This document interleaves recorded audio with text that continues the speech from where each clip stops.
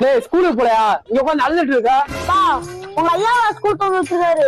ஒரு மாசம் லீவ் விட்டாங்க. ஒரு மாசம் லீவ் விட்டாங்களா? நீ வீட்டுல இருந்தா சும்மா இருக்க மாட்டேன், ஏதாவது சண்டை அடிச்சுட்டே இருப்போம். வா வேலை கால் தேவைப்படுதானே? ஆமா தம்பி, வேலை கால் தேவைப்படுது. என் பையன் தானே, நல்லா வேலை வைப்பானே, கடையை நல்லா பத்திரமா பாத்துக்குவானே. உள்ள போய் வேலையை பாரு. அண்ணன் போய் சாப்பிட்டு வந்துடுறேன், கடையை பத்திரமா பாத்துக்குமா.